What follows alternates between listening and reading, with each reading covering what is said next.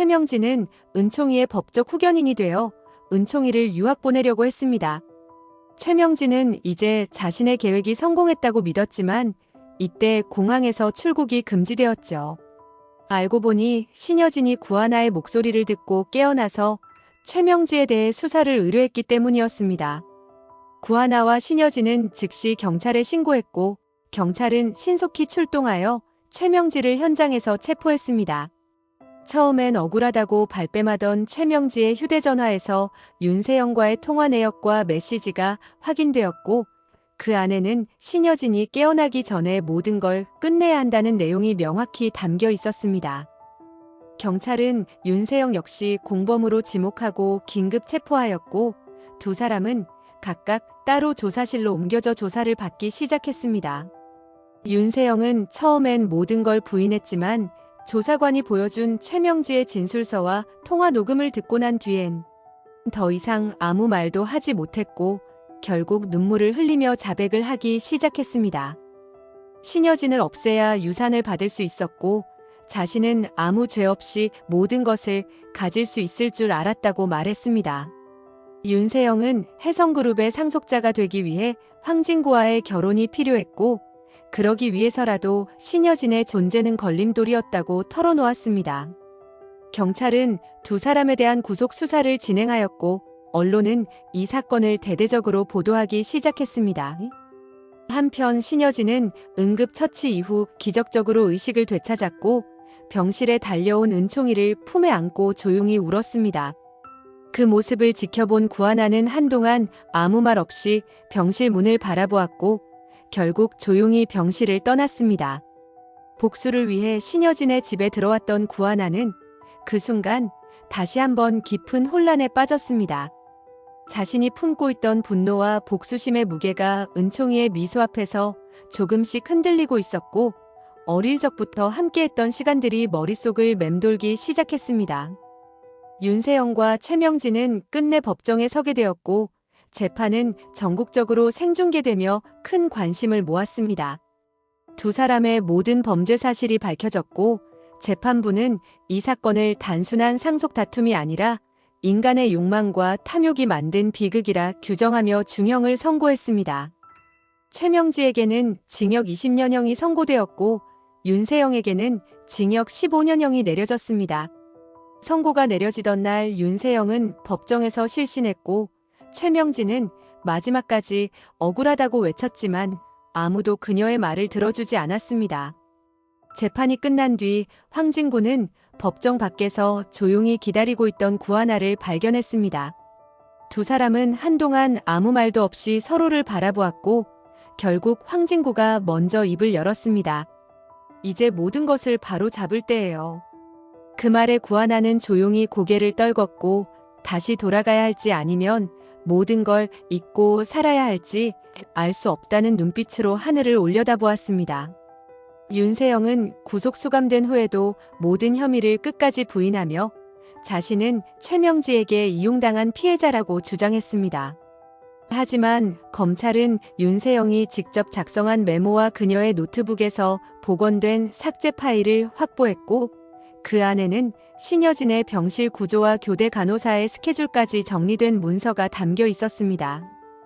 그 문서에는 신방울이 집을 비우는 시간, 신여진이 혼자 있는 시간, 구하나가 자리를 비운 날이라는 표기까지 명확히 적혀 있었고 이것이 윤세영도 공범이라는 결정적 증거가 되었습니다. 재판이 시작되자 윤세영은 평소와 다르게 깔끔하게 차려입고 법정에 나타났고 눈물까지 보이며 반성하는 척했지만 재판부는 그녀의 연기를 받아들이지 않았습니다. 피해자인 신여진의 건강 상태가 위독했던 점과 손자인 은총이 앞에서 벌어진 사건이라는 점이 중대한 정서적 위해를 가했다는 판단이 내려졌고 무엇보다 혜성그룹의 상속을 노리고 가짜 임신까지 꾸미며 사람을 조종하고 언론을 속인 행위는 사회적 파장을 고려할 때 엄중한 처벌이 필요하다는 판결이 내려졌습니다. 이는 그녀가 혜성그룹의 내부 자료를 유출해 얻으려 했던 금전적 이득과 관련된 부분이었고 또한 윤세영의 명의로 되어 있던 모든 주식은 회사 측에 반환 조치되었습니다.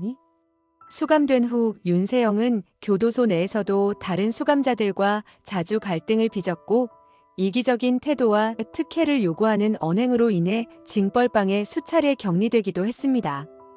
그러던 어느 날 윤세영은 구지석으로부터 한 통의 편지를 받게 되었고 그 안에는 단 한 줄만 적혀 있었습니다. 넌 결국 너 자신에게 진 거야. 윤세영은 그 편지를 찢어버리려 했지만 끝내 손에서 놓지 못하고 한참을 들여다보며 처음으로 참된 침묵에 잠기게 되었습니다. 시간이 흐르고 감옥에 있던 윤세영은 누군가 면회를 왔다는 말을 듣고 설렜습니다. 머리를 질끈 묶고 수해 위에 얇은 회색 조끼를 덧입은 채 창백한 얼굴로 허공을 바라보고 있었고 사방의 벽시계 소리만이 유일한 움직임처럼 느껴졌습니다. 갑작스럽게 철문이 열리고 교도관의 안내에 따라 누군가 들어섰고 윤세영은 고개를 돌렸습니다. 그 순간 그녀의 얼굴이 굳어졌습니다. 그녀 앞에 구하나가 서 있었습니다. 단정하게 묶은 머리, 똑 떨어지는 검정 재킷, 차분한 화장에 결연한 눈빛을 지닌 채 구하나는 말없이 자리에 앉았습니다. 윤세영은 입술을 꾹 다물고 시선을 피하려 했지만 구하나는 윤세영의 눈을 똑바로 바라보며 천천히 입을 열었습니다. 윤세영, 너는 내 인생을 망치려고 했지만 결국은 너의 인생만 산산조각 났지.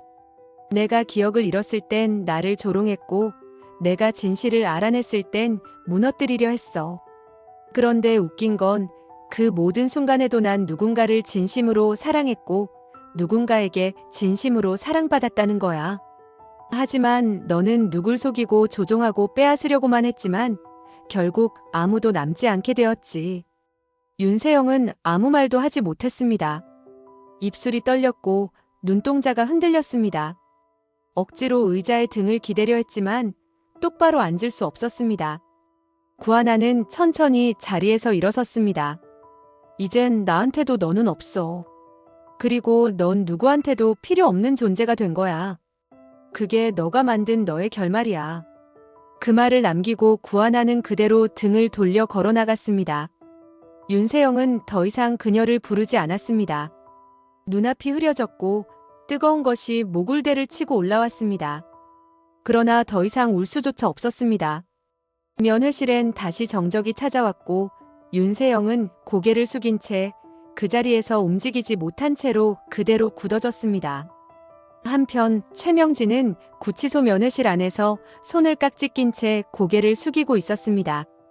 창백해진 얼굴에 새치가 더욱 뚜렷하게 드러났고 얇은 입술은 바싹 타 있었습니다. 면회가 있다는 말에 누구일까 긴장했지만 철문이 열리고 천천히 들어서는 발소리를 듣는 순간 최명진은 본능적으로 고개를 들었습니다. 신여진이었습니다. 흰 셔츠에 얇은 베이지색 카디건을 걸치고 단정한 모습으로 걸어온 신여진은 면회실 유리 너머에 앉아 아무 말 없이 최명진을 바라보았습니다. 최명진은 처음엔 당황했고 이내 굳은 표정으로 눈을 피하려 했지만 신여진의 시선이 너무도 단단하고 차가워서 결국 마주볼 수밖에 없었습니다. 신여진은 아주 차분하게 말을 시작했습니다. 왜 이렇게 초라하니, 최명지. 가족이라는 이름으로 나와 함께 웃던 날도 있었는데 넌 결국 나를 죽이려 했어. 이 모든 걸 내가 만들었다고 해도 과언이 아니야. 유진이를 잃은 날도 내가 있었고 은총이를 빼앗기려 했던 날도 내가 있었고 내 삶을 짓밟으려 했던 모든 순간에 내가 있었다. 그런데 결국 남은 건 뭐니? 이렇게 쇠창살 사이에서 나를 마주보는 내 얼굴 하나뿐이네. 최명진은 입술을 달싹이며 아무 말도 못했습니다. 그녀의 눈동자가 흔들렸고 호흡이 거칠어졌습니다. 신여진은 여전히 단단하고 담담한 얼굴로 말을 이었습니다. 난 너를 미워하면서도 한편으론 내가 안쓰러웠어. 질투와 탐욕으로 가득 찬 얼굴을 보면서도 한때 내 가족이었던 너를 완전히 저버리지 못했지. 그런데 지금은 달라. 내 딸을 죽음으로 몰고 간 너가 이 자리에 있는 게 너무나 당연하고 마땅하다고 생각해. 넌 이곳에서 평생을 보내야 해. 누구의 이름도 부르지 못한 채, 누구의 눈도 마주보지 못한 채, 내가 부숴버린 모든 것들과 함께 썩어가야 해. 최명지의 입에서 흐느끼는 소리가 새어나왔습니다. 처음엔 고개를 숙이며 조용히 울었지만 곧이어 그 울음은 격해졌고 그녀는 두 손으로 얼굴을 감싸며 의자 위에서 몸을 떨기 시작했습니다. 내가 그렇게까지 하려던 건 아니었어요. 내가 그냥 너무 억울해서, 너무 무시당하고, 너무 외로워서 나도 몰랐어요. 이렇게까지 될 줄은. 최명지의 목소리는 울음에 묻혀 갈라졌고 신여진은 고개를 살짝 젖히며 깊게 숨을 들이마신 뒤 조용히 일어섰습니다. 이제 와서 무슨 말을 해도 아무 소용없어. 난 너를 용서하지 않을 거야. 그리고 이건 복수가 아니야. 단지 결과일 뿐이야. 너 스스로가 만든 결말이야, 최명지. 신여진은 말없이 돌아섰고 면회실의 철문이 다시 열렸습니다. 최명지는 손을 뻗어보려 했지만 아무것도 잡을 수 없었고 오열을 참지 못한 채 유리창을 붙잡고 울부짖었습니다. 그러나 신여진은 단 한 번도 안 돌아보았습니다.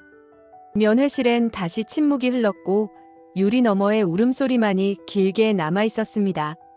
통쾌한 결말을 바라신다면 구독과 좋아요를 부탁드립니다. 시청해주셔서 감사합니다.